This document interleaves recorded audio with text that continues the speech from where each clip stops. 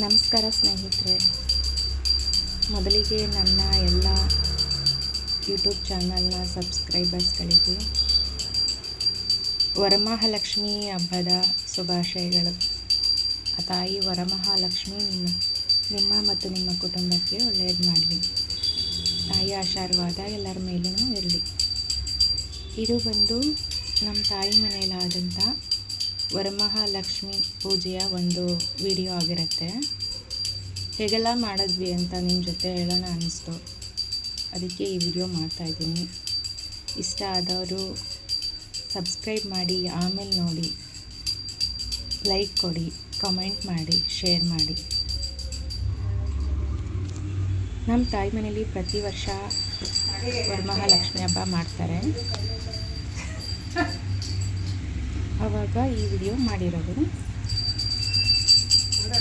ನೋಡಿ. ಮೊದಲಿಗೆ ಈ ಥರ ತಾಯಿಗೆ ಸೀರೆ ಎಲ್ಲ ಉಡಿಸಿ ಕಳಸ ಇಟ್ಟು, ಕಳಸದ ಮೇಲೆ ತೆಂಗಿನಕಾಯಿ ಇಟ್ಟು, ಅದರ ಮೇಲೆ ಮುಖವಾಡ ಇಟ್ಟು ಅದಕ್ಕೆ ಅಲಂಕಾರ ಮಾಡಿ, ಹೂವಿನ ಅಲಂಕಾರ ಮಾಡಿ, ಮತ್ತು ಅದಕ್ಕೆ ಅರಿಶಿಣದ ಕೊನೆ ಮತ್ತು ಗೆಜ್ಜೆ ವಸ್ತ್ರ, ನಮಗೆ ಇಷ್ಟವಾದಂಥ ಒಡವೆಗಳು ಎಲ್ಲನೂ ಮಾಡಿ ಸಿಂಗಾರ ಮಾಡಿದ್ದೀವಿ.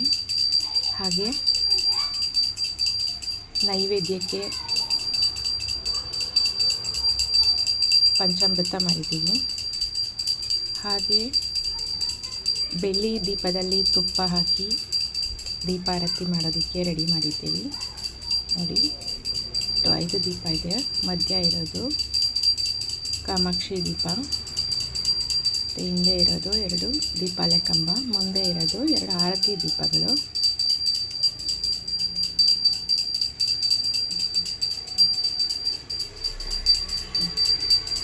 ಈ ರೀತಿ ಆ ಕಡೆ ಈ ಕಡೆ ದೀಪಾಲೆ ಕಂಬ ಇಟ್ಟು ಅದಕ್ಕೆ ಅರಿಶಿನ ಕುಂಕುಮ ಹಚ್ಚಿ, ಹಾಗೆ ಹೂವು ಮುಡಿಸಿ,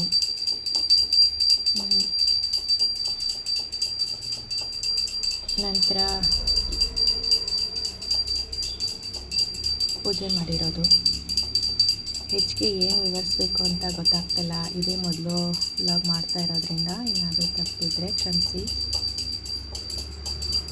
ಮುತ್ತೈದೆಯರು ಕೊಡೋದಕ್ಕೆ ಎಲೆ, ಅಡಿಕೆ, ಬಾಳೆಹಣ್ಣು, ಹೂವು, ಹಾಗೆ ಪೂಜೆ ಸಾಮಾನುಗಳು. ಮೊದಲು ಮನೆಯವರೆಲ್ಲ ಪೂಜೆ ಮಾಡಿ ಆಮೇಲೆ ಒಂದು 3 ಜನ ಮುತ್ತೈದೆಯರನ್ನ, ಅಥವಾ 5, 9, 11 ಆದಮೇಲೆ ಎಷ್ಟಾದರೂ ಜನ ಕರೀಬೋದು. ಇಷ್ಟು ಜನಕ್ಕೆ ಅರಿಶಿನ ಕುಂಕುಮ ಕೊಟ್ಟು ಬಾಗಿನ ಕೊಟ್ಟರೆ ಒಳ್ಳೆಯದಾಗುತ್ತೆ, ಲಕ್ಷ್ಮಿ ನಮಗೂ ಒಲಿತಾಳೆ, ವರಮಹಾಲಕ್ಷ್ಮಿ ಮಳೆ ಹಾಕ್ಬಿಟ್ಟು ಬರ್ತಾಳೆ ಪೂರ್ವಜರ ನಂಬಿಕೆ. ಅದೇ ನಂಬಿಕೆನ ನಮ್ಮ ತಾಯಿನೂ ಪಾಲಿಸ್ತಾ ಇದ್ದಾರೆ. ಅವ್ರ ನಂಬಿಕೆಗೆ ನಾವು ಸಹಕರಿಸಿ ಪೂಜೆ ಮಾಡಿದ್ದೇವೆ. ಇದು ಅವರವರ ನಂಬಿಕೆಗೆ ಬಿಟ್ಟಿದ್ದು. ನಮ್ಮ ಸಂಪ್ರದಾಯ ನಾವು ಪಾಲಿಸಲೇಬೇಕು.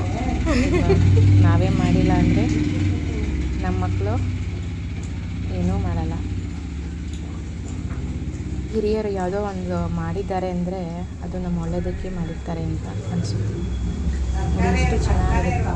ಎಲ್ಲ ಬಂದು ಸ್ನೇಹಿತರು ಎಲ್ಲ ಬಂದು ಸೇರಿ ಒಂದು ಹಬ್ಬ ಥರ ವಾತಾವರಣ ಸೃಷ್ಟಿಯಾಗುತ್ತೆ. ಆದರೆ ಈಗಂತೂ ಎಲ್ಲೂ ಆ ವಾತಾವರಣನೇ ಕಾಣಲ್ಲ.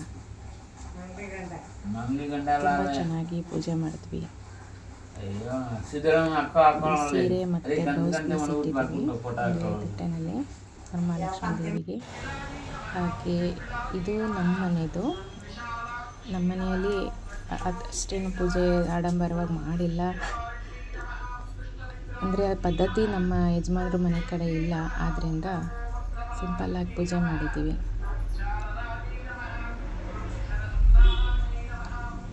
ಮಧ್ಯ ಕಾಮಾಕ್ಷಿ ದೀಪ, ಆ ಕಡೆ ಈ ಕಡೆ ಇರೋದು ಪುಟ್ಟ ದೀಪ, 7 ಇಂಚಿಗಿಂತ ತುಂಬ ಚಿಕ್ಕದಾಗಿರೋ ದೀಪಗಳು. ಹಾಗೆ ನಮ್ಮ ಮನೆಯ ದೇವರು ನಂಜುಂಡೇಶ್ವರ, ಹಾಗೆ ಮೊರೆಬಿದ್ದ ದೇವರು ಲಕ್ಷ್ಮೀ ವೆಂಕಟೇಶ್ವರ. ಈ 2 ದೇವರನ್ನ ನಾವು ಪೂಜಿಸ್ತೀವಿ. ಮತ್ತೊಮ್ಮೆ ಎಲ್ಲರಿಗೂ ವರಮಹಾಲಕ್ಷ್ಮಿ ಹಬ್ಬದ ಶುಭಾಶಯಗಳು. ನಿಮಗೆ ಈ ವಿಡಿಯೋ ಇಷ್ಟ ಆದರೆ ಲೈಕ್ ಕೊಡಿ, ಕಮೆಂಟ್ ಮಾಡಿ, ಹಾಗೆ ಸಬ್ಸ್ಕ್ರೈಬ್ ಮಾಡಿ. ಇಷ್ಟು ಹೊತ್ತು ತಾಳ್ಮೆಯಿಂದ ನೋಡಿದ ನಿಮ್ಮೆಲ್ಲರಿಗೂ ಹೃತ್ಪೂರ್ವಕ ಧನ್ಯವಾದಗಳು. Thank you so much.